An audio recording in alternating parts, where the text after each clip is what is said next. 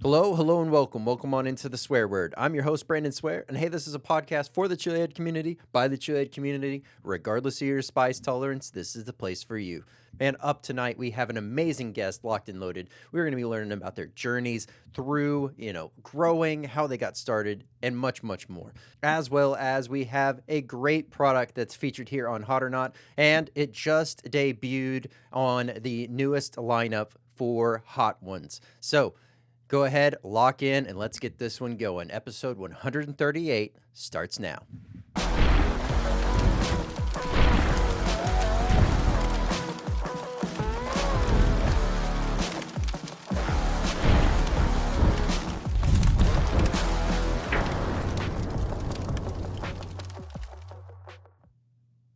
What's going on, Swear Nation? So glad to have everyone here, whether you're tuning in on YouTube, Spotify, Rumble, or Apple Podcasts.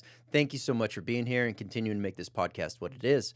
Hey, up tonight, we have a great product on Hot or Not that I cannot wait to dive into. This sauce is just now hitting the lineup for Hot Ones, so you may be checking this one out tonight and picking this one up later on Heatnist. So, with that being said, we'll be jumping into that. But tonight's guest is Chris from the Grumpy Gill. We're going to be discussing growing, how he got started, the products that he's making, his overall outlook and views on not only growing, but just life in general. So looking forward to diving into that discussion here in a little bit.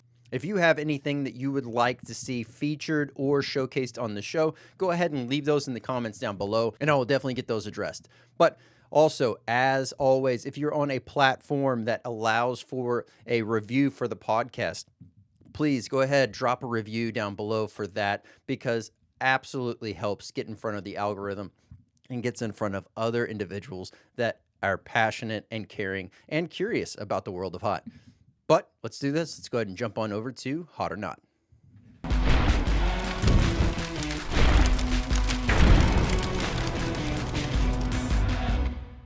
What's going on? Welcome on into Hot or Not. Up tonight, we have one sauce on deck we are going to be checking out. This is from Savir Foods. This sauce just released today as being a part of the newest lineup for Hot Ones. So if you are curious about one of the particular sauces that are in that lineup, how it tastes, how it would end up translating, and how you could use it, I will have that all broken down here. The full length will be on Scorchin' and Swearin', but you will get the quick hit here tonight. As always, I do not like to review things out of 1 out of 10 scale. I like to break it down out of 1 out of 5. That's based off of 5 categories. Those categories are heat, aroma, flavor, versatility, burn. Add those up, average them out, and that gives us our total swear word rating. Another thing that I do not like to do is read the ingredients ahead of time. I like to let my taste buds do the exploration, really kind of figure out and pick up what I am able to grab from the products. So, with that being said, let's go ahead and jump into tonight's sauce. This sauce here tonight is the Crema Matcha from Savir Foods. So we're going to be diving into it.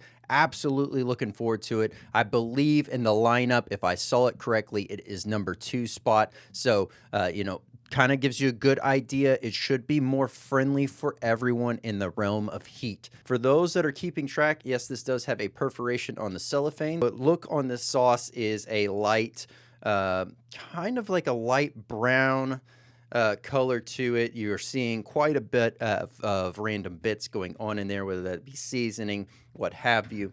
Oh my goodness.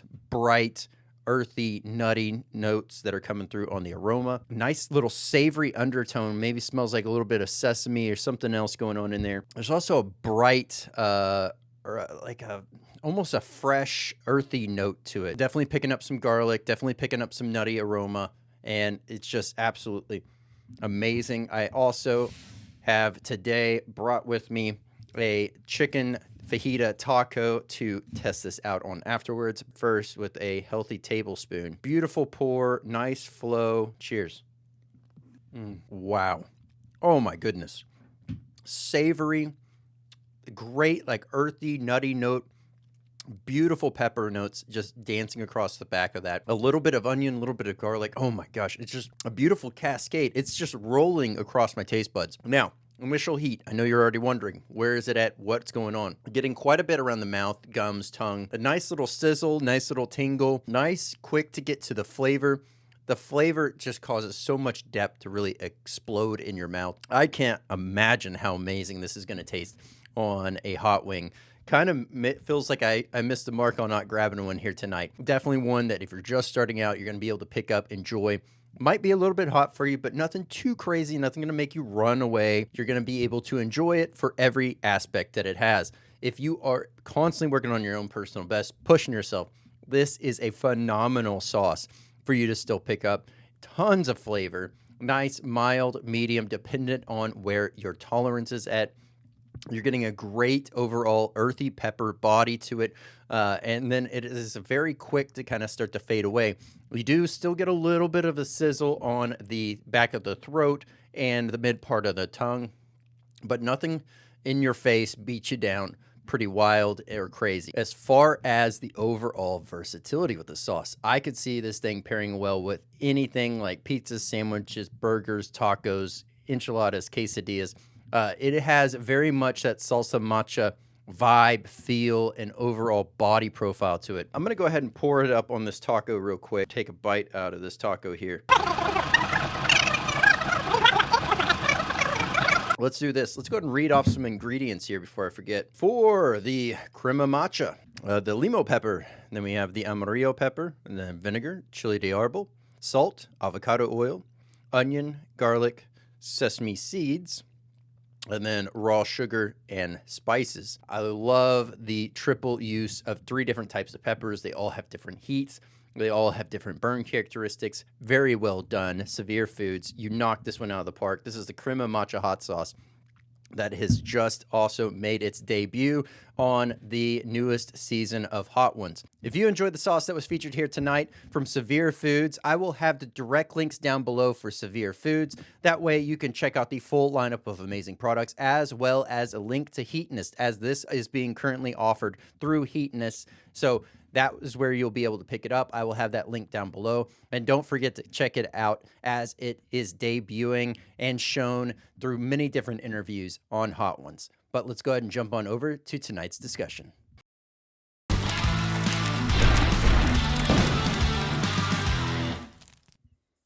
Hey, Chris, how's it going?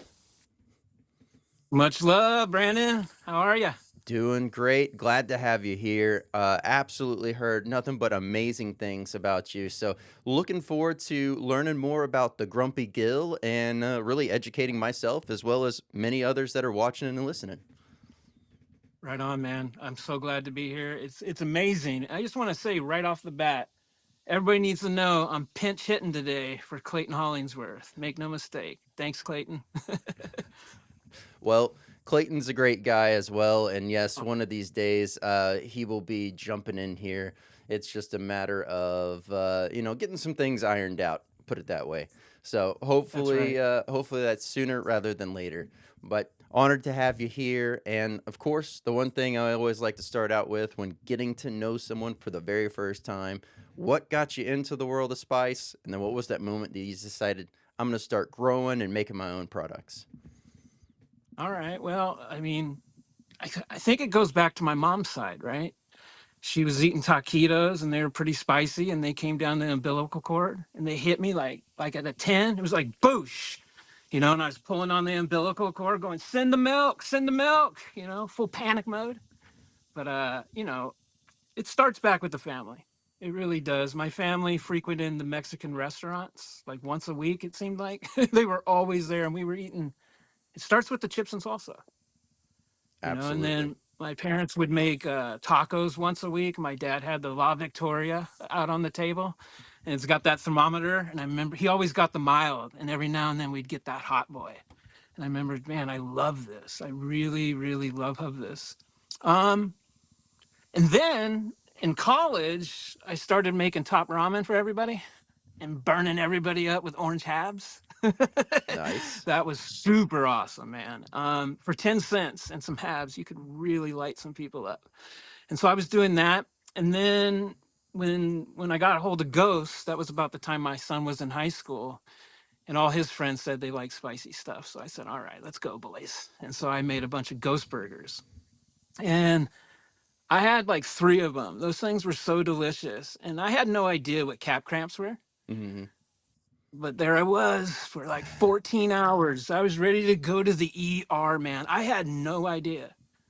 This whole spicy culture wasn't a thing to me. I had no idea what that was. If you asked me if I wanted a pod, I have no idea what you're talking about, man. What a pepper? What do you mean a pod, right? So Yep. there's this whole culture that I didn't even know about, and so I'm cramping up, thinking I'm allergic.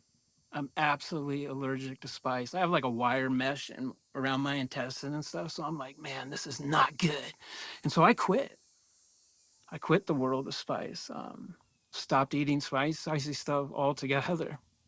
It wasn't until I don't know what launched this harebrained idea to watch guys eat Superhots on YouTube, but the first guy I came across was Ralph from 13 Peppers, and he was eating half a Superhot, right? And my mind was so blown. I'm like, how's he doing this? And then he would pair them. He would get down to the details of the phenotype, who grew it, how many seeds were in there. He'd tell you how many seeds were in the pod, and I just fell in love with the whole thing, you know. And I couldn't believe he ate a half a pod, and so I watched his whole backlog of videos, and then I ran across Chase the Heat, and I was like, oh my goodness. No way. Yep. And then, and for me, it really wasn't just how much Johnny could eat, it was the pods. I started falling in love with the pods, the phenotypes, the shapes, the smells, the interior, all of it. And John Honey was really good about that. He would show them, he would zoom in on the pods. He would tell you to go to Instagram and look at them, like pod porn, right? Hmm. And I totally fell in love with it. And there was a common denominator, you know, um, growers. I kept hearing the name Clayton Hollingsworth, Clayton Hollingsworth, Clayton Hollingsworth, Jason Beard, right? And I was like, man, I've got to do this. Hmm. This is. I mean, I was so passionate about it at that time, and so I did what everybody does, right? I ran out and bought every single phenotype that's on Earth from Yep. wherever I could get it to, like Etsy, wherever, eBay. I was buying eBay seeds, right? Those days are gone now. Now Grumpy Gill only gets seeds from growers, so that's the way to do it. Yeah, you Um, you were playing the dangerous game there for a bit. That back alley transactions, pretty much with the eBay and the Etsy and so on. yeah, if you're into surprises, go for it. But if you're running a business, that's we're trying to position ourselves to be a boutique pepper company, handcrafted. We in that regard we pick to order.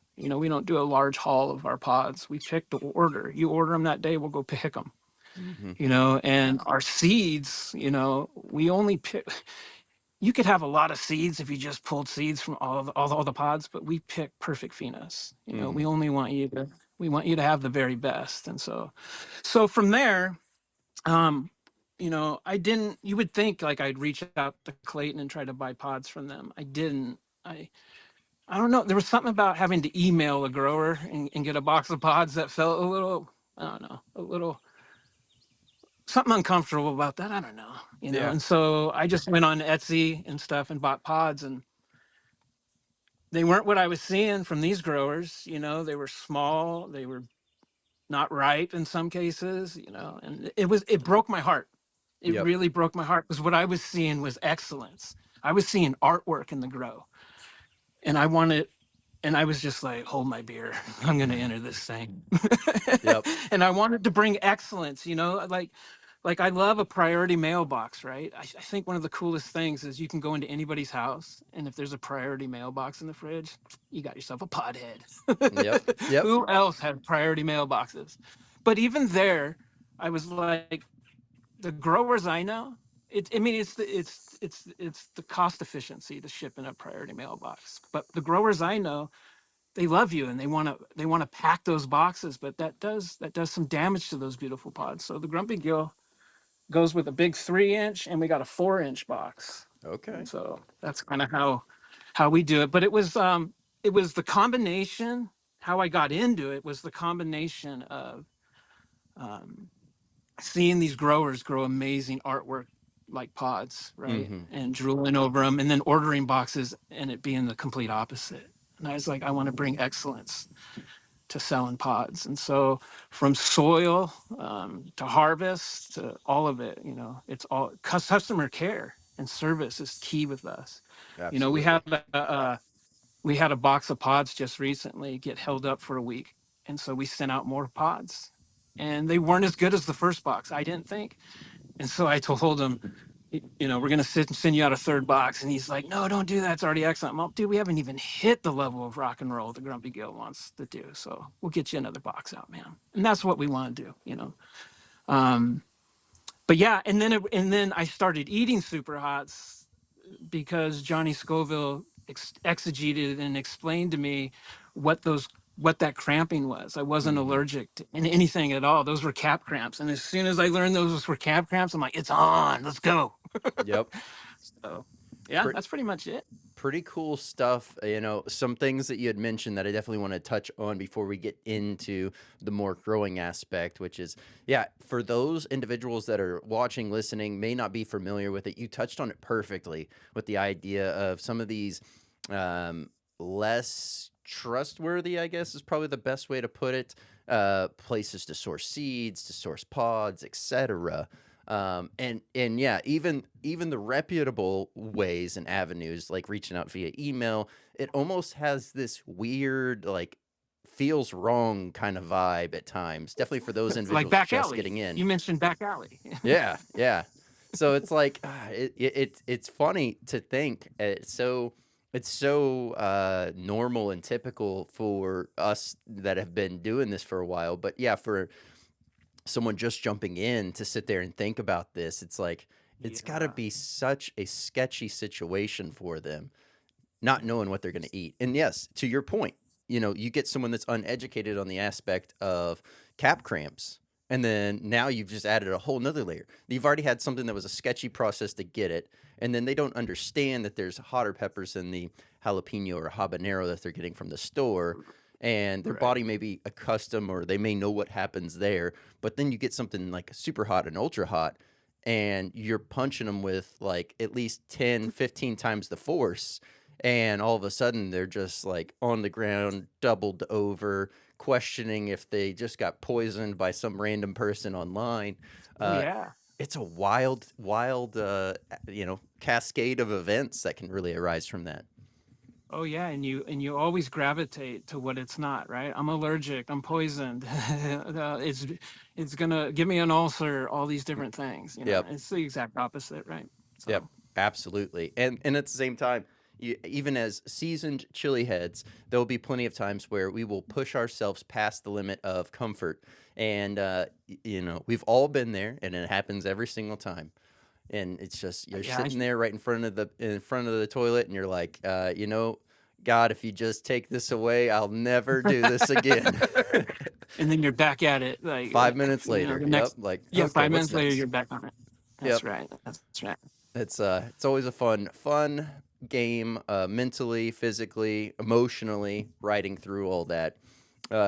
But yeah, I guess to really jump ahead from there, something you had mentioned more or less the during your process of gathering all the seeds, much like everyone that's entering, that the passion ignites quick, and then the next thing you Oh know is you got, um, you know, window shoppers envy, if you will, and next thing you know, you're just buying everything that looks great. You're running down the list, and then you get all the seeds in front of you. You're cataloging them. You're figuring things out, and you're like, I just got 500 different varieties.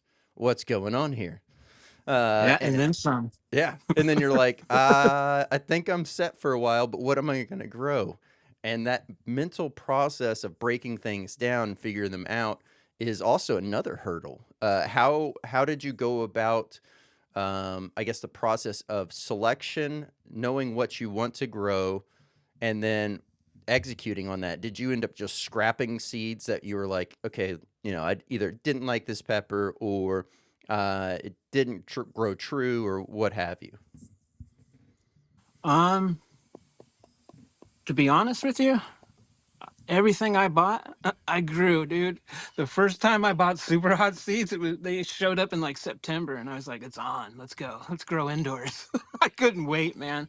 So I had them. I'm a fish breeder, not so Okay. much anymore. Grumpy Gill kind of started as a fish breeding, and then we naturally right morphed into super hots.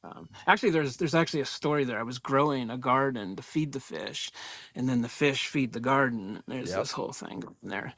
But no, I mean everything I bought, dude, I literally put in a solo cup. I had 500 solo cups going.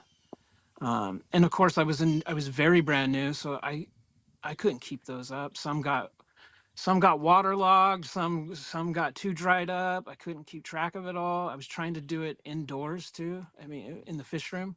Yep. I got rid of a bunch of fish tanks and set up a grow, and I grew everything, and not, I mean, most of it didn't even make it. You know, hey, this might be helpful. Actually, the first time I tried growing super hots, I put them in solo cups and set them outside, and they sprouted up so quick, dude. I was so stoked. I had like 30 cups going. Nice. Didn't know about hardening off though. I didn't know Mm. about any of that stuff, and just scorched them all. So I mean, I literally learned not looking anything up, never grown anything, and just started. And so I made all the mistakes, and I think that can be hard at first, Yeah. but I've learned something. If you're gonna make mistakes, the key is to make them fast so you can Yep. reiterate fast. You don't want to reiterate once your brand's out in the public. You don't want to rework on a logo. You don't want to reiterate, a snack when it's on shelves. And so go hard and make all the mistakes. Grow it all. That's the only way you'll know what you like, you Yep. know, and eat what you grow. That was another reason why I wanted to get in. I was hearing a little bit about growers who don't eat their own pods. And I'm like, what? Hold my beer. Oh, and they were also saying like, I don't want to burn anybody up. And I just want to grow pot. I'm like, dude, hold my beer again. I want to burn people up, And so, yeah. Yeah. No, it's an interesting concept to me. And I mean, I know there's a lot of growers that will grow, and sure they may not consume those peppers every year, but they will have tried them in some kind of form, fashion, whether it be a sliver, have you, whatnot. So they have a good Yeah. idea of what to expect. Like, is it a dud? Is it not? Right? Meeting expectations. But they themselves are not avidly pushing themselves to the levels Right. of cramps. But also with good reason at the same time. The ones that have massive grows, there's already so much demand on them being out there tending to the garden. They don't have the time to be on the ground cramping when they need to be out there working on that, overall grow. So Well, that makes yeah. I sense. mean, yeah, and actually, once I entered, I found that's not actually the case. A lot of these growers do eat their pods. Yep. Whether it's a sliver or a half, they get the flavor profile and an idea of the heat, and that really is important. It wasn't until I met Clayton that my world changed, though, with all that, because he's a spit hitter, and that's like super taboo. But Mm-hmm. I'm gonna be vulnerable real quick. This is embarrassing, but it might help a lot of people out there. Yeah. Oh boy, here we go. I have a medical condition called hemorrhoids. I swallowed pods all last year. That ain't happening anymore, bros. Yeah. I'm over it. I'm so over it. And, Clayton taught me, the art of the spit, to do a long, long chew, because when I, let me say, and they give the pros and cons about that. Yep. The pros are it stays in your mouth a lot longer. Are we here for a stomach burn or a mouth burn? Right? That's how I kind of feel about it. Sometimes you'll see dudes, and it's by accident, but they'll chew a pepper for 30 seconds and it's down. Like, yeah, your stomach's at a 9, bro. But what about the mouth? That's kind of that's kind of what Yep. we're here for. And the thing, if you're a chewer, I mean, yeah, if you're a chewer, spitter, or swallower, you deal with the same issue on camera if you're Mm-hmm. reviewing pods, right? Right. If a pod is supposed to be super hot and it's not, what do you think I'm thinking as a spitter? Did I chew that up well enough? Guess what you're thinking as you're a swallower if it's not as hot as you thought it was supposed to be. Did I chew that up well enough? So Mm-hmm. we still have the same issues. What I miss though, I mean, I can get a ripping mouth burn, dude. And that's kind of what we're here for. No one rates their tummy. Like, like my tummy's at a 10. But what I miss is the full body burn, like the fullness of it all. Yep. I ate a couple pods yesterday on clip for Dean, and I wanted to swallow them for Dean, Mm-hmm. because he's an amazing grower. Dean from Conjure Papers Peppers. Oh yeah. Um, and I got that, I can still get a good throat burn from a good chew. But I miss that whiskey barrel chest, and the whole body just comes alive. You know. So that's the con. That's the con. And also I don't feel like Dean gives me a hard time about this, but I don't call myself a reviewer because of that. You know, like in the book world, there's book reviews, right? And then there's book reflections. Most people do like reflections, how they felt about it. Mm-hmm. Yep. That's not a review. I can't give a grower a full review, man, if I ain't swallowing them. So, but I'm Well, having a great time doing it. I'll tell you what, man, it's been a lot of fun. And yeah. Clayton taught me that. Yeah. Otherwise, again, I was gonna hang up the hat. I was gonna hang it up last year because like I can't swallow these things anymore, man. And I don't do throwing up. That's like the worst thing in the world. And to force myself to Yep. do it, I'm, Yep. I'm over it, man. And so, but this way, I can eat a lot of pods in a day. Although, to be honest with you, by pod 6 or 7, I'm exhausted. Yeah. I'm No, totally I exhausted. completely get that. And yes, to that point, I speak about it often, the idea that you should want to chew as best as you can and pulverize as much as you can that pepper, that spicy treat, whatever you're eating, you want to pulverize it as much as possible. Yes, for the aspect that you're saying, because then you can really appreciate and understand the flavors, the heat, and everything that's kind of coming on with it. But the main reason why I advocate for it is just simply because it helps your stomach and it helps your body break things down and just pass it faster. Because much like you were saying, I am not one to throw up, and it is something that I struggle. Even the times that I've tried to force myself to, I it's like I can't get it done.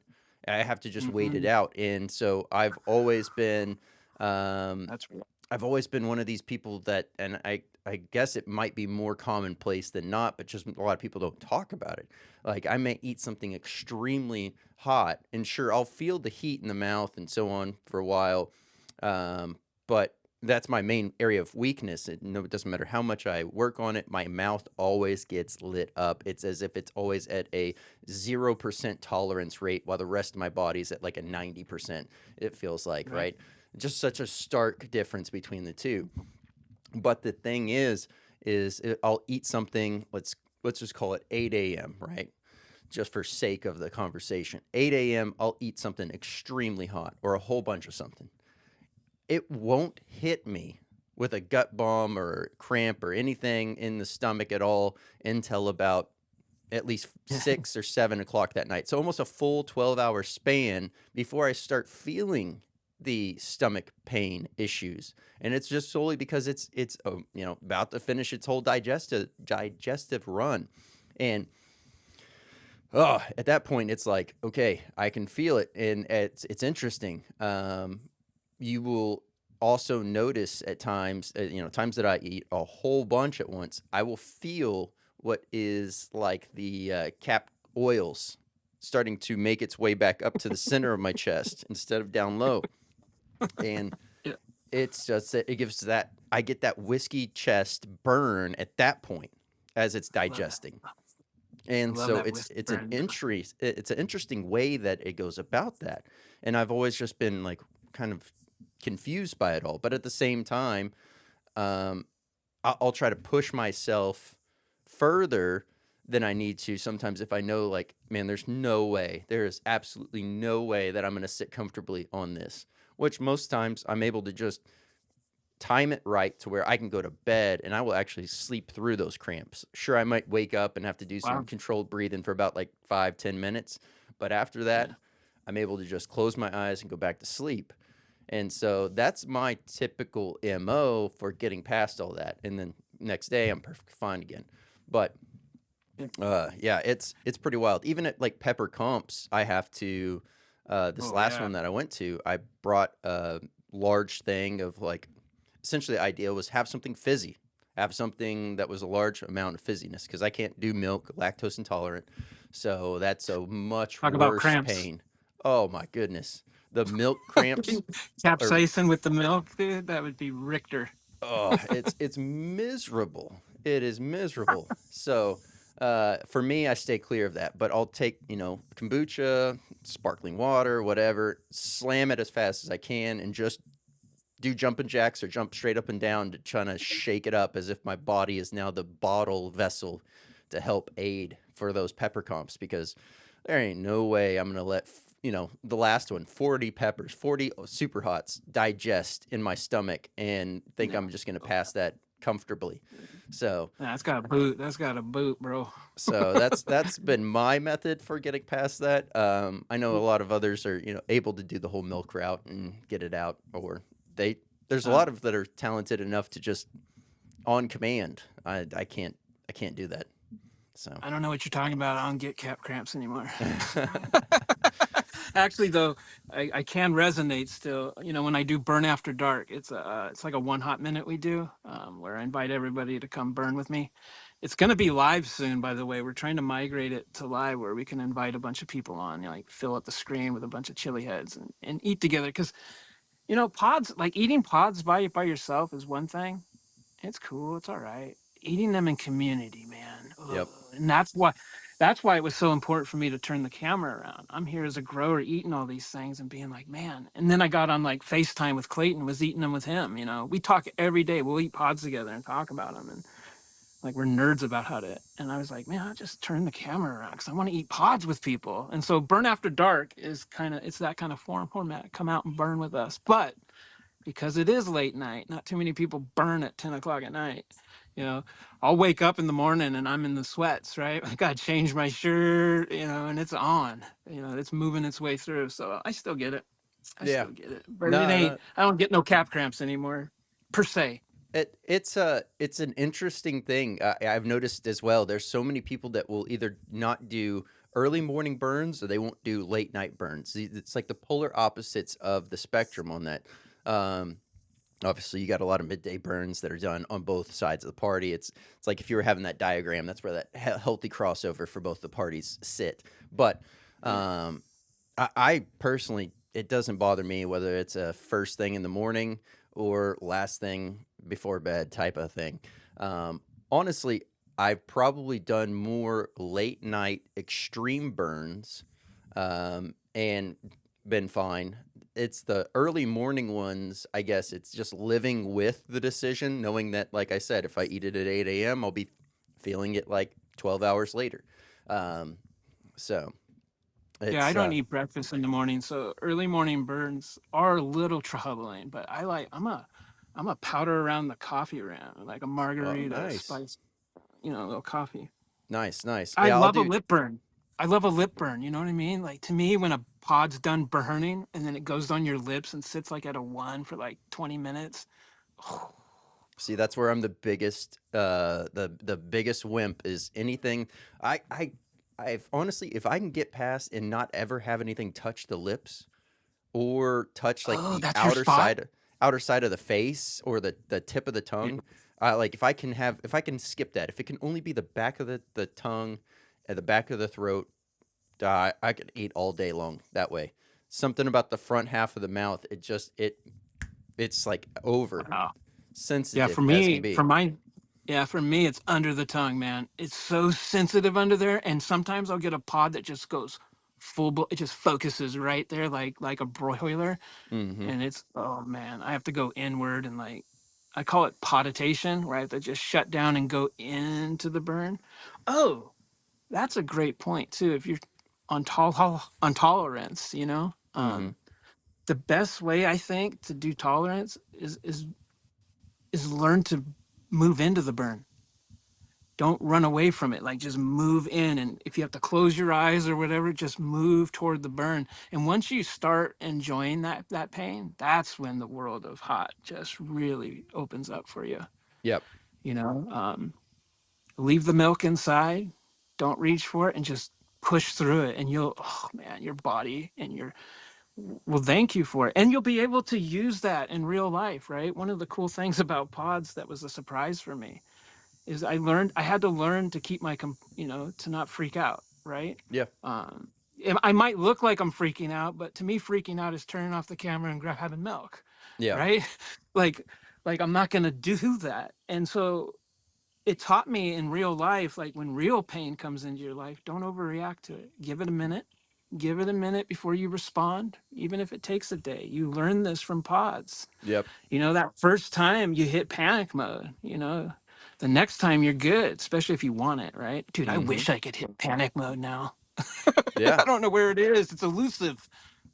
Yeah. No, If you I completely get that. Definitely do. yeah, yeah. It's an interesting game as you like start to work through it, and oftentimes people will see that I'm either closing my eyes, and much like you're saying, I will bring myself to focus on different aspects. Like I'll close my eyes and I'll be thinking, or there's times where I just kind of like randomly try to.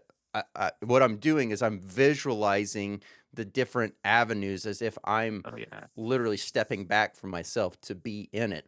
And so, like, that's how I will be able to try to focus in on flavor profiles or burn characteristics. And did it move? Did it not move? How is it affecting me in this area versus that area? And a lot of it is like closing your eyes, reframing it, thinking of it, and like just focusing all your mind and energy on what you're experiencing. Poditation, bro. Yep.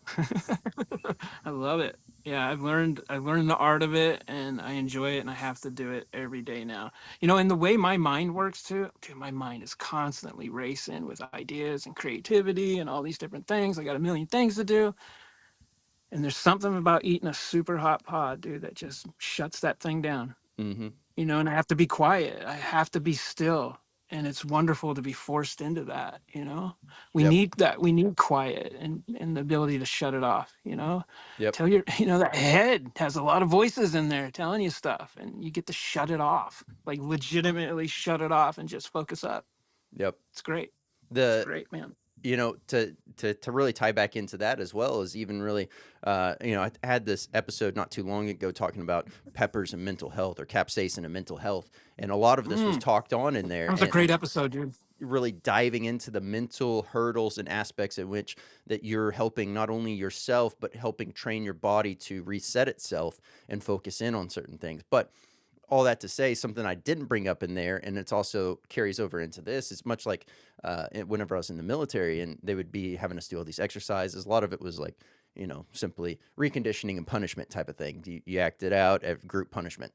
But there was Shark attack. oftentimes we would do a little bit of not the greatest term for it, but you would have to get on your cross, right?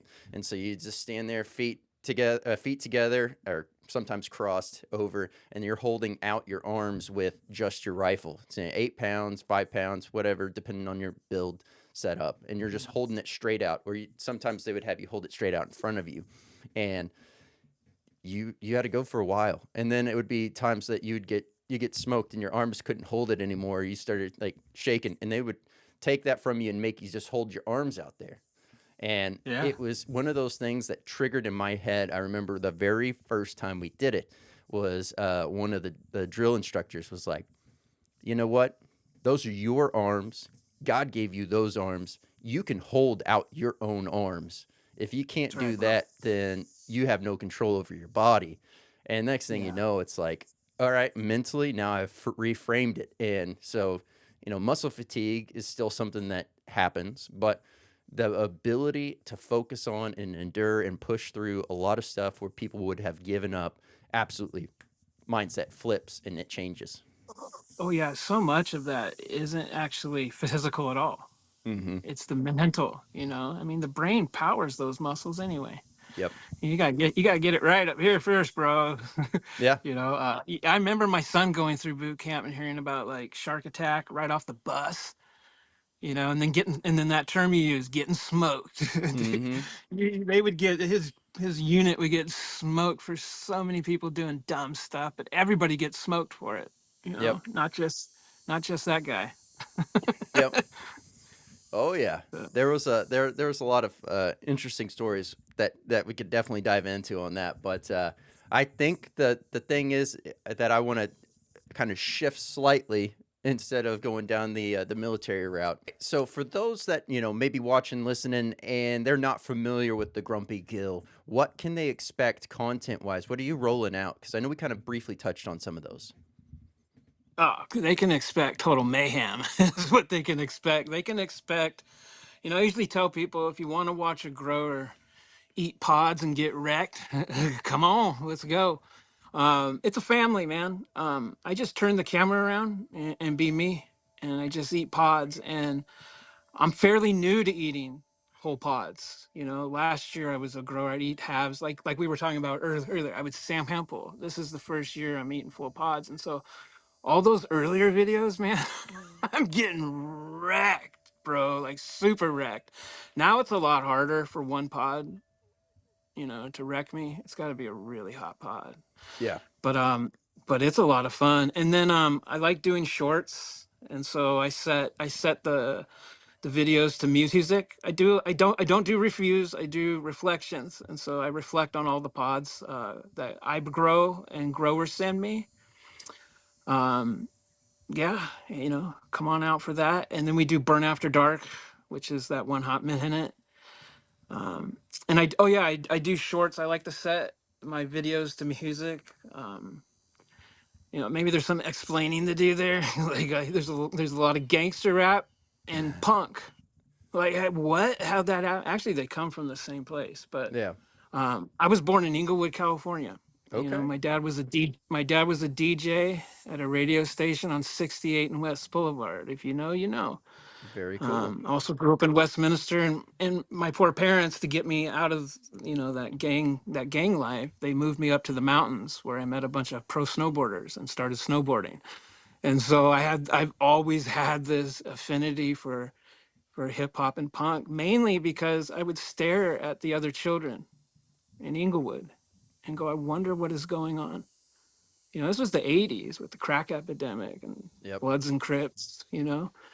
And I would stare at them and wonder, like, what is going on? Because there would be an apartment complex across the street from the radio, and all the radio station, all the kids would be out there playing, and just wondering what was going on over there. And it wasn't until gangster rap, NWA and Mm-hmm. Tupac and Snoop, all these, they exegeted it for me. They told me this is what's happening over there.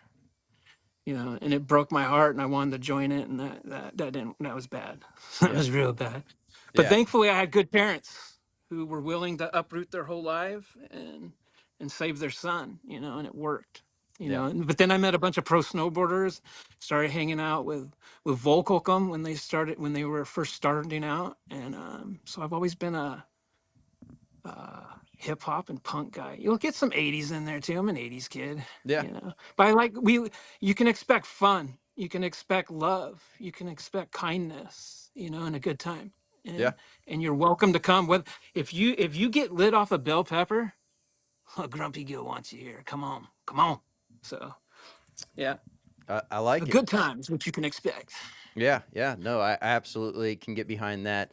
It's interesting that you mentioned the whole music crossover and all that stuff. It's very a hot take, we'll put it that way, on the overall music selection for someone that is born and raised in Texas and still lives here today. Um, Man, I've never been a country fan.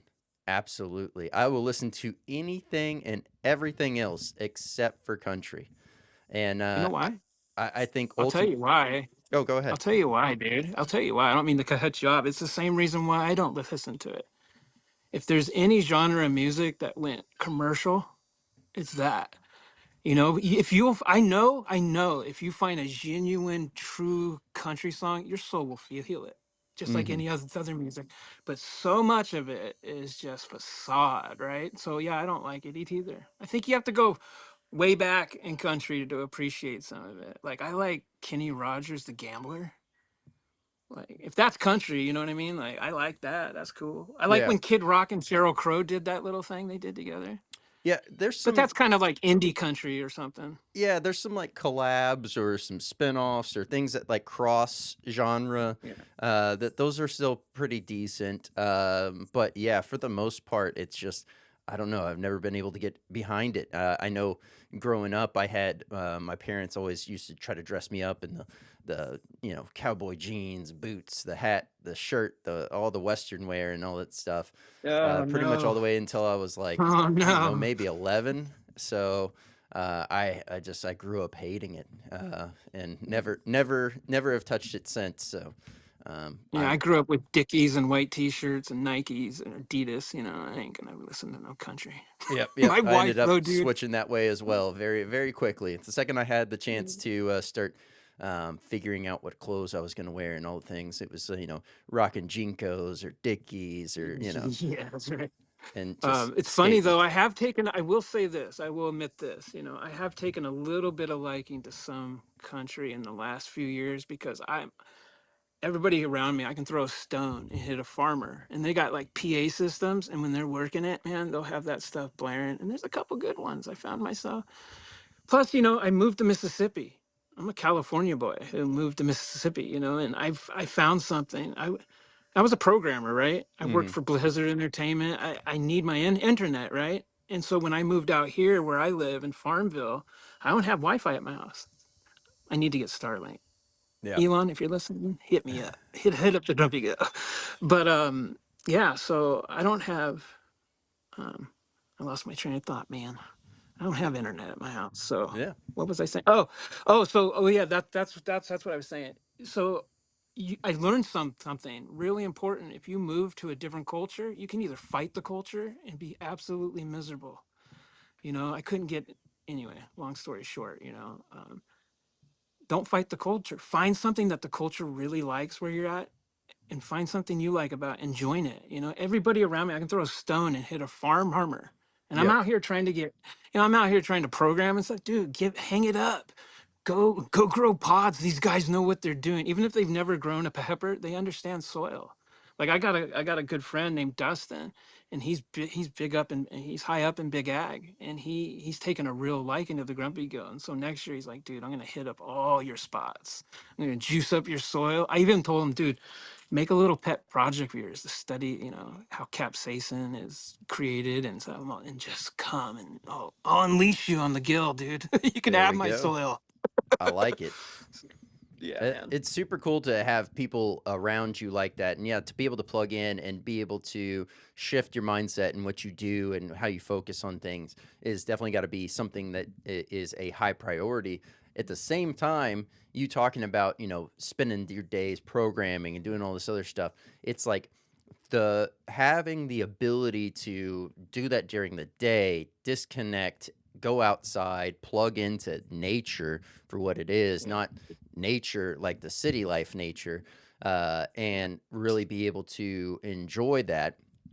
That's got to be rewarding in its own right and a nice, offset. Kind of like how you'll have people that are like engineers or stuff that's like very technical. I mean, programming is also fitting in that. And you'll hear all the time that a lot of these individuals that do this day in, day out end up having a very creative or off brand from what they do day in, day out type of hobby to help them kind of balance out that whole yin and yang aspect of their life. Oh yeah, man. You hit on, I like the episode you just did on mental health. So about a decade ago, I was diagnosed with bipolar disorder. And I didn't feel like that's what it was. I know I'm a little creative and a little off, a little extreme. I buy 500 packs of seeds and go for it. I got it. I got it. But there's something about I can communicate. I can be with people. There's lots of different things that just were off. But I was depressed, so I laid into the diagnosis. I laid on the couch. I gave up on life. And it wasn't until I started growing pods that I got soil in my fingers and my Hmm. fingernails, and I started to feel good. I started to eat capsaicin, and believe it or not, dude, the original diagnoser removed the diagnosis. Then I went to two other psychologists to make sure, and they said, "No way are you bipolar. You're fun. but you ain't bipolar. And then it was on from there, and so I owe my life in one sense, thank the Lord that Yeah, he gave me this passion to grow pods and eat them. I don't know absolutely. where I'd be right now, man. Yeah.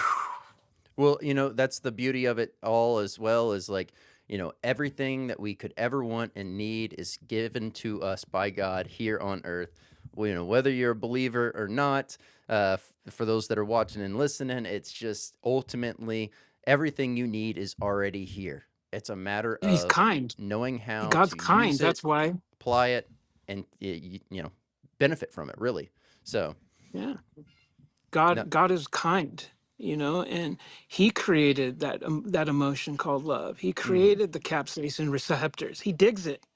Like Yep, once you figure that out, that God isn't like trying to beat you up. I'm speaking to believers here too. Like when yep, you finally lean into grace, you realize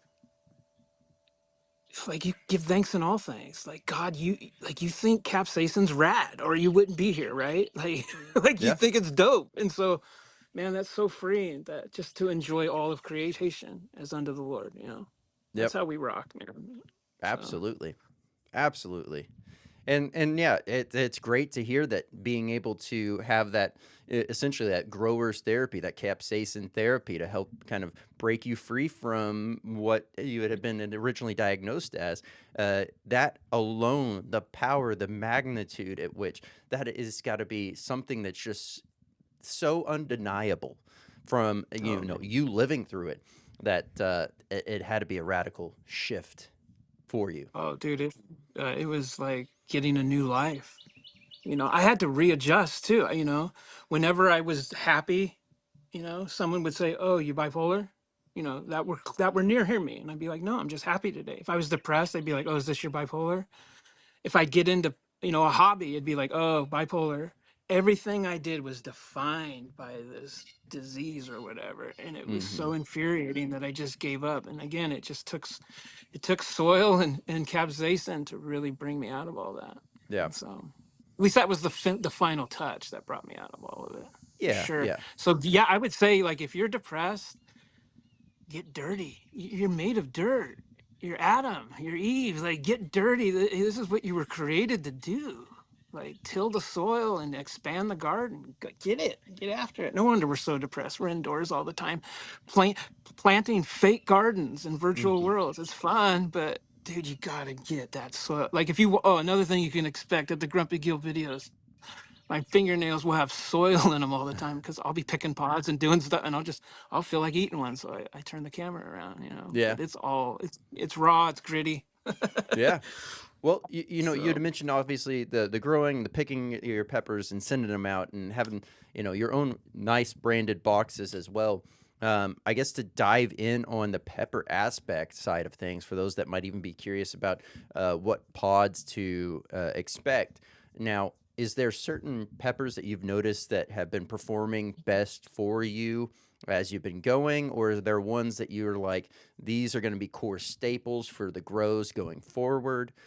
How has that kind of panned out for you? oh man, I'm glad you brought that up. You do ask good questions, man. I took a risk this year, and that is I sold Superhot boxes and threw an ahi and like Mad Hatter in there. But I don't just ship like 18 or 20 pods. You'll get a lot of pods. So those are like the freebie pods, but I love peppers, man. I love everything about them. Not just the super hots; those are my favorite. Ultra hots are my real favorite, right? Yep. But I've been putting in all kinds of different Brazilian varieties as well, and the number one hit has been the tangerine tiger. I think Gapey's Garden. She created that. I got F4s and I'm at F7, I think F6 now or whatever. And I put those in a box, man. Um, Speaking of a box, but yeah, that was the surprise that chili heads that only eat monster pods, right? Your warthogs, your chocolate primatalis, your alpha ones, all these different things. I found out these are the dudes that love those pods the most. Yep. The milder sweet pods that give you just a tingle. Like they find them so fascinating, especially if you didn't even know they like were out there, right? Yep. But Those this is kind of tangerine like a box. stingers. Is that what you're talking about? The peach ones? No, tangerine tigers. Okay. I don't know if I know that one. Yeah, I know the tangerine stingers, the tangerine cream, the I, b- tangerine. yeah, I believe it's an ahi cross of some sort. I don't Yeah, know. It's beautiful, man, and it's kind of like so. habanero heat, I know it's maybe. subliminal. Yeah, I know it's subliminal and all, but they do. Everybody tells me they do taste like a tangerine a little bit right at the front. That citrus note, Yep. comes off. But this is like a box, a typical box from the Grumpy Gill. We put Okay. in the pod list right here, and this is cardboard. So you cut it out, and you have a nice hard card you could keep with you. Nice. And then we got a pod report. So the pod tender needs to write like any outstanding notes about the pod condition, and then he's got to sign off on it. And so there's quality there. And then we do the red and black, and then of course we got always fill in a box with swag, whether it's stickers, magnets, Nice. coasters, whatever. And then buttons. We got buttons. But Okay. yeah, you get a nice big box of pods, and they're all labeled. And then we also put in here, in case you don't want a box in your fridge, we get you a little fridge bag Okay. Very from the nice. Grumpy Go. Because you know what? If you're married, boys, you need this box looking good in the fridge. The priority Yep. mailboxes are gonna get you in trouble, especially if they're stacking up. You know. Well, yeah, because definitely hear about it for at least the first year, maybe two, and then after that, you just either you're permanently in the doghouse or it becomes accepted. Like now, it's funny you say that too because now it's like my own kids will open up the fridge, whether it be the inside or the outside fridge, and so the outside fridge is only supposed to be just drinks, right? But I'll have Yeah. like right now I got a medium flat rate box in there full of peppers and a few other Hey. small flat rates in there and it's like yeah, the kids just know it. They're like, yeah, these boxes when they arrive, they're just supposed to go straight into the fridge. So much so that there was something that was not peppers and was not hot sauce. It was like some other package that we needed, and my kids just grabbed it and put it straight in the fridge. And I was like, hey, where did the deodorant that got shipped over here go? Oh, Yeah. it's in the Yep. fridge. That's so funny. I mean, dude, I really, even though I do like our boxes better, I don't want to see the priority mail boxes go away. There's something so sweet and legendary about that. And you can, again, walk into anybody's house, if they're a chili head, they got stacks of priority mail boxes in their fridge. Who else is doing that, right? It's Yep. weird. But yeah, to that point as well, for those that may be watching, listening, not familiar with how to preserve best pods and keep them fresh, longer, crisp, longer, utilizing, like you're saying, a bag like that, best thing that I've found, take them, rinse them off, not in hot water, just some nice cool water, room temperature or cold, rinse them good, take a paper towel, use that big paper towel to kind of softly dampen, like dry them Yes. off, and then just slide that paper towel with all those peppers inside the bag. Give it about a quarter of a close, so where there's still a breathable pouch on one side and a sealed side, so they don't just all fall out if someone grabs the bag wrong. And Right. they will stay fresh and crisp for at least 2. I've seen sometimes 3 weeks out of them. Oh, yeah, absolutely. In fact, that's exactly the same steps I take, except I don't wash them. I wash them on demand this way, but I definitely do the paper towel for any moisture that's out there from water in or anything. It works every time. And sometimes, they will keep and you'll have to replace that paper towel in that bag Mm-hmm. periodically. But that's really important. You have to soak up that moisture. Yep. Good a good paper towel will do the trick. Yeah, yeah, and yet to the point, it's like you can also utilize less space. You're not, Yeah. interrupting the storage that goes on in the fridge. But I Yeah. say that, I and mean, I always take I up a think big portion. I think our boxes in the bag are just a way to reach out to the wife or husband, depending on who's eating the pods, right? Yep. To keep it aesthetically pleasing in the fridge. You know what I mean? So you got the bag action to save on space. You got the nice black box. I want to do a thing where it says in white here, it says pods or something. So it sits in the fridge all nice. And this way, he who has a happy spouse or happy wife has a happy life. You want to keep eating pods, boys? You got to do it right. You got to do it right. You got to take care Yep. of all those little details, man. Yep. Absolutely. Absolutely. Well, as you were kind of walking through this whole continuation of your grow and what you're doing, and obviously now you got the branding, you got all the stuff that's fallen into line for you. What here? I guess I can also pull up your website too, so that everyone knows what they're landing on when they get there. As we're able to see here, if you go to the Grumpy Gill website, this is what you're going to be expecting. I always like to reference and show this on screen in case someone is trying to pull this up and they're questioning, did I land on the right place? Maybe take some of that, as we discussed earlier, questionable nature out of things and making it feel much more, as it should be, an enjoyable experience. So, this is what you can find, this is what you can expect. But where I was going with the question is, you've got your current plots, you've got all your growing area, you got the branding and everything. But where do you see yourself going in the next 5 years? What's the growth trajectory look like? Do you have any like big plans kind of coming up? Yeah, so the main thing for the Grumpy Gill, the Grumpy Gill's been like pushing up a snowball up a hill, and then I got to the top and that thing just took off, right? And so, man, it's next year. The Grumpy Gill will be growing on 4 different spots, and we're growing farm to table for a restaurant. And they own many acres of land, and they said if we'll grow farm to table for them this next year, we can have as much space as we want to grow pods. Very nice. So it's on, right? And Oh then yeah. we're gonna we got a retail outlet where a local outlet here where we'll be able to sell all our produce. We're growing corn, watermelon, squash, cucumber, all of it. And so we'll grow for the restaurant. We'll grow for our produce retail outlet where we also have all our snacks. We have the infamous Death Breath, which is Death Spiral, Dragon's Breath. There's the Death Breath and Chocolate Primatali to round it out. Okay. Um, and we got Lava Rocks. These are like super spicy peanuts. Sun Eater pineapple. We got Blazin berries, which is like a mixed berry and honey powder, and mixed Superhots. It's great on oatmeal.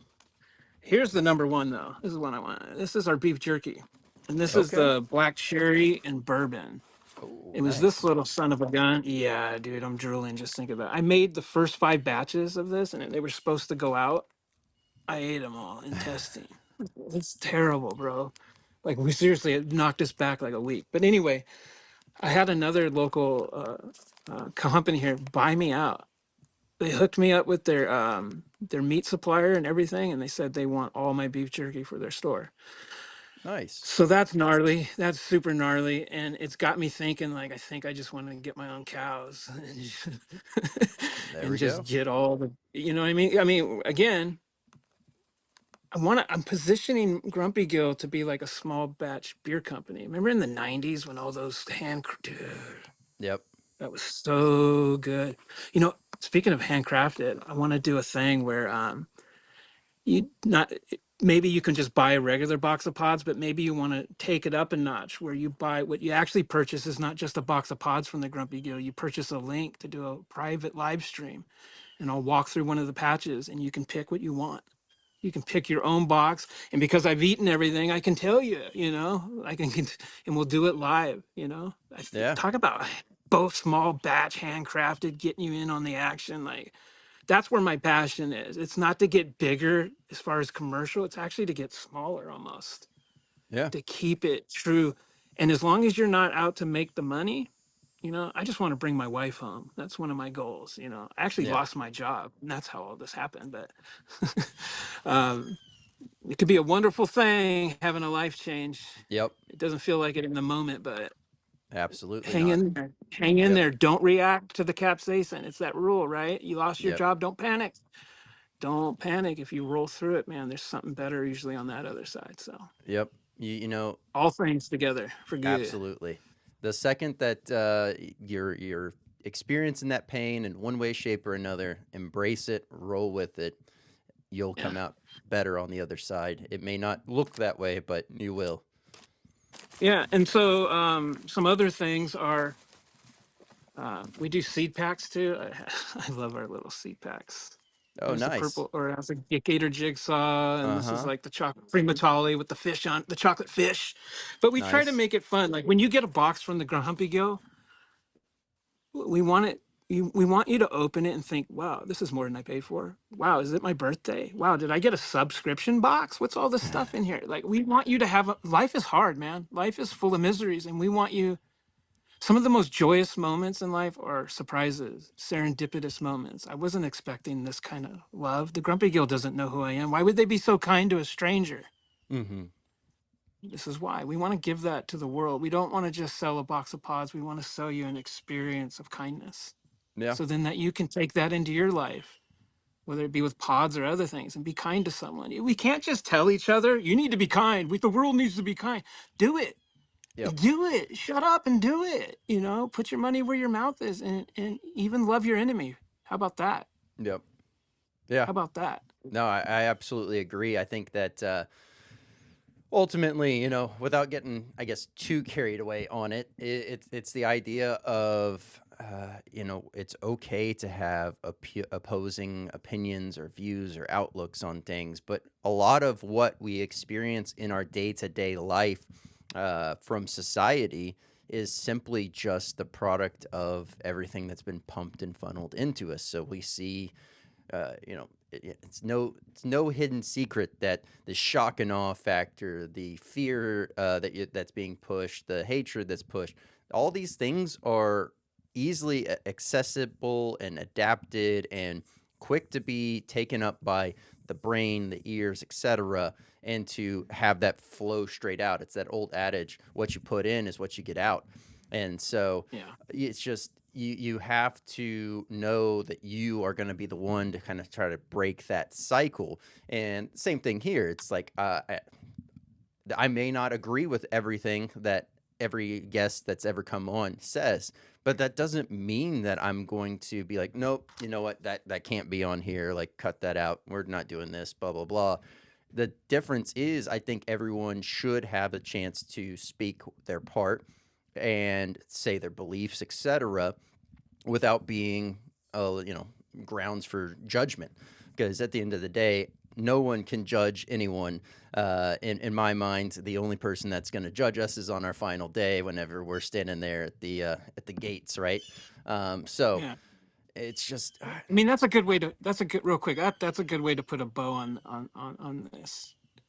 The Bible says that's the most misquoted verse, dude. mm, Bible says, "Do not judge." Yeah, it also says, "Judge all things." Look, you're mm, supposed to, in wisdom, you're supposed to judge things. You're not supposed to final. You're not supposed to make a final conclusion on things, like mm, condemn people. Like if this is the way it is now, it doesn't mean that's the way it's always going to be, dude. Do not snuff people out. mm, Show grace and mercy. Grace and mercy and kindness is what changes people. Not yelling at them, telling them they're wrong. They already know they're wrong. Why do you think they're hiding and mm, doing all the stuff they're doing? Draw them out with kindness. It's hard. It hurts you. You're going to have to pay. If you're going to love people, you're going to have to pay the price for that, not them. You got yep, to consider that. Like, you're going to have to pay in emotional hardship. But that's what love does. yep, Love, God is love, right? He mm, left his throne to die for his enemies. You do likewise. yep. All right, that's a good Yeah, bow. well, I mean, beautifully said. Because also at the same time, for those that want to look at it, say from even a growing perspective, right? There's been plenty of times where, sure, you can give the quick hits, you can give all the just the bare minimum things that are needed for all these plants, but the ones, you set these two plants side by side. The plant that you just give the bare minimum, or you kind of just have do it right, that plant's going to struggle. It's going to show signs that of non-love, no, Absolutely. neglect, no love, no nothing. It's not going to thrive if you're constantly, like, even down to the simple, it sounds silly, the simple act of just talking positively to that plant as you're nurturing, as you're caring for it, making sure that you're checking it over, and just showering it with abundance and love. That plant is going to Yeah. thrive and take off. And Oh at the yeah. same time, it's the same thing with life. You do that to individuals, or even boiling it down to pets. Even, it's like, the way that you treat, show, and love and care is 100% your control and your outcome. I Oh used yeah. to be a very, no real hiding from it. I used to have very short temper. I would blow up over anything, and I was quick to get angry about things. I have over the years had to learn, and it's not an overnight switch. It's not an overnight change. It's been years upon years upon years of just trying to bite my tongue, focus, listen, pay attention. Now it's just second nature. Now it's like, say the most absurd, obnoxious thing, and sure, it might invoke a thought in my head of certain ways and actions and all that stuff, but mentally I'm able to control, process, and then reflect and start to dig into it. Like, okay, well, why do you feel that way? Start to dive into, start to expand upon, and give people that kindness, love, and grace that they need to maybe they need to process something, right? And you're just that Absolutely. sounding board. Yeah. Yeah. I agree, man. All right. So, well, we've got a good idea of kind of like trajectory, where you're headed, where you're planning. And I definitely love the aspect of being able to tie back into really giving that experience. It sounds like a lot more like providing the service at a high level, providing that trust factor, that care, that, you know, quality is really the overarching idea and premise to the Grumpy Gill and what you want to serve out there for everyone. With that being said, I definitely look forward to whether you roll out the avenue of the pick your own peppers, go on this journey with me. I think that's going to be super cool. Also, I think that would be one of those, much like they'll have bourbon tastings, and they'll go walk and show you the whole process the whole way through. I think that would be cool to see as something down the line too, whether you're doing that virtual, offering the chance to have someone come out themselves, walk through, pick, grab their box, and leave that same day. I think that would be great content as well for the channel, as well as to continue to show the brand affinity through that manner. So definitely would be cool. Absolutely. Yeah, for sure, man. And that's what we're about again, from seed to soil. Like again, we outsource our seeds from growers, right? If I'm gonna grow a reprimmer, what up, Jeff? Yeah. If I want the hottest and coolest looking chocolate primatale, what's up, Beard? Like I want, these are the seeds we want, and the soil we want, and and customer service, right? All of it. In one sense, you can say we sell quality, Mm-hmm. a quality experience. These pods deserve it, man. If you're gonna put something that hot in your mouth, you ought to know what you're eating. You ought to know the name of it. These things need to be labeled in some way, and they should look good. Magazine photo. I mean, try anyway. That's what we try for. So Yeah. No, absolutely love it. Now, as far as you've mentioned quite a few growers and different people that have kind of helped you, support you along the way in both the learning, growing, and just being comfortable in the situation aspect. Has there been really anyone that you have wanted to say reach out to or connect with on that manner?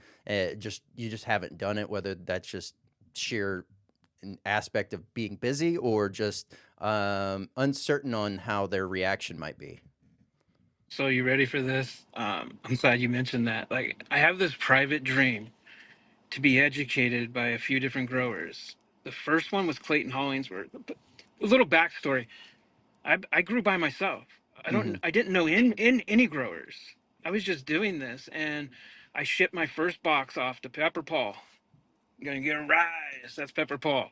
Um, and he don't play no games, man. If it's hot, it's hot, and he's gonna say it's hot. If not, he'll tell you it's not hot. And so it was nerve wracking to send my pods to him for the first time.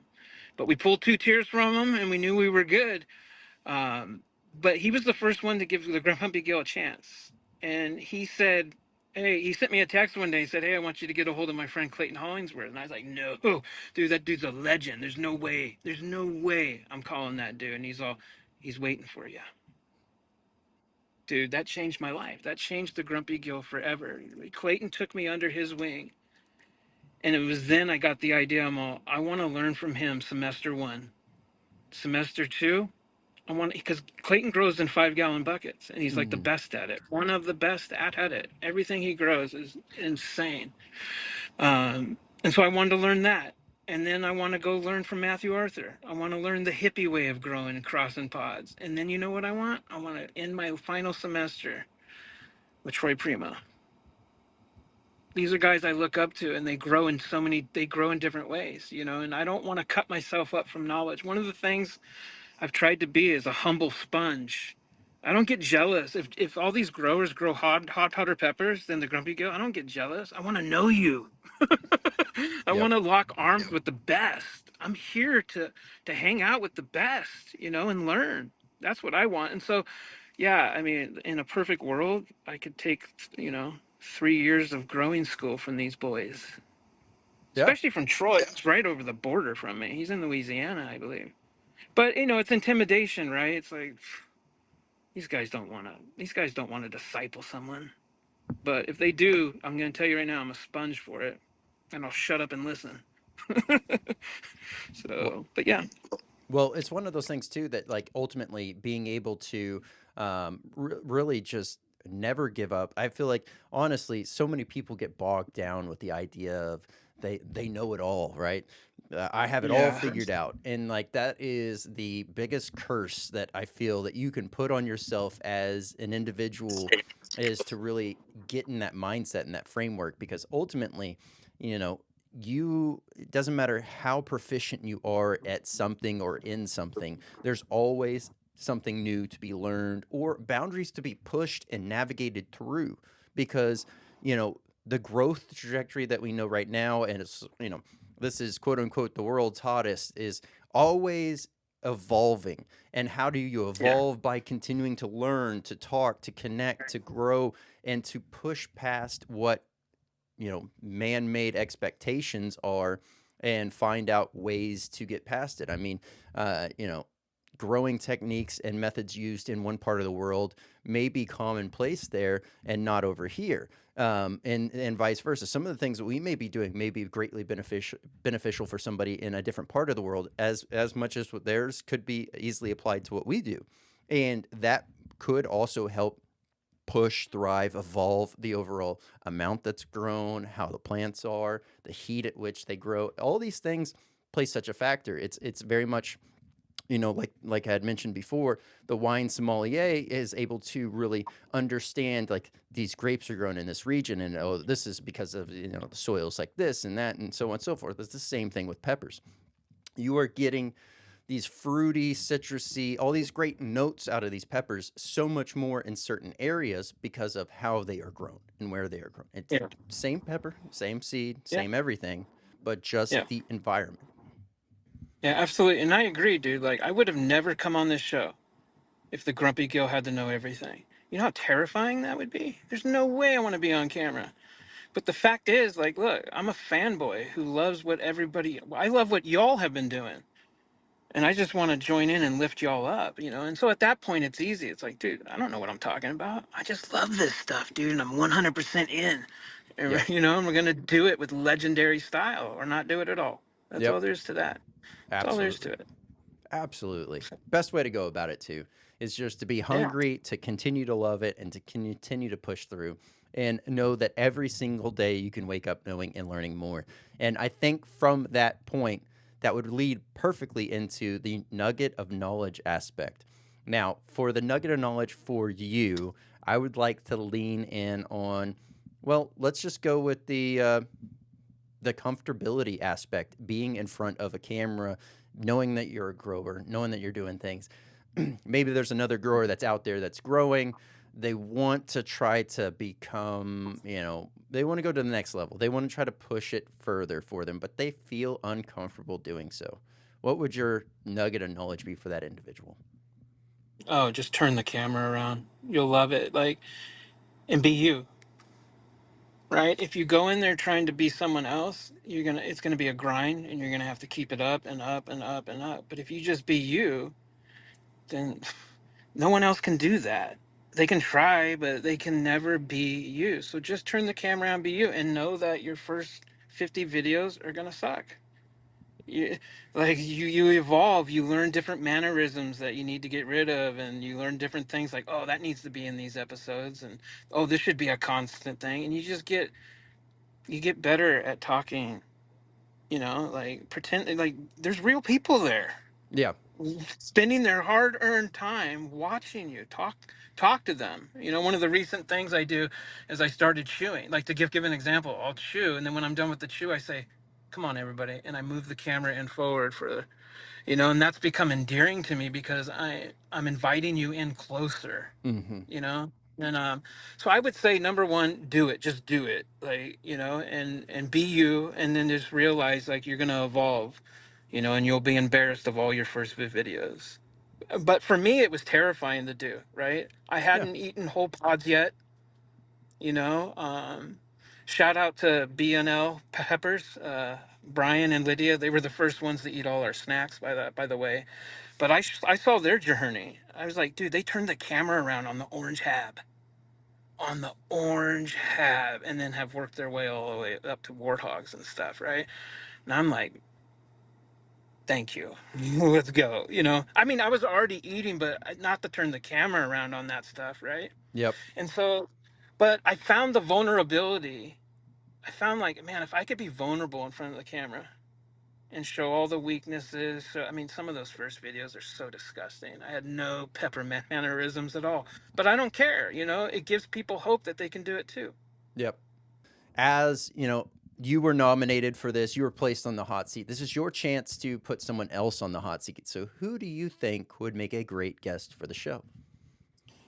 I absolutely have to nominate Ralph of 13 Peppers, because he was my first, right? He was the YouTuber that got me into the world of Superhots, and he makes great hot sauces. He's got a seed shop, and really, if it wasn't for him, there's no way I'd be here right now.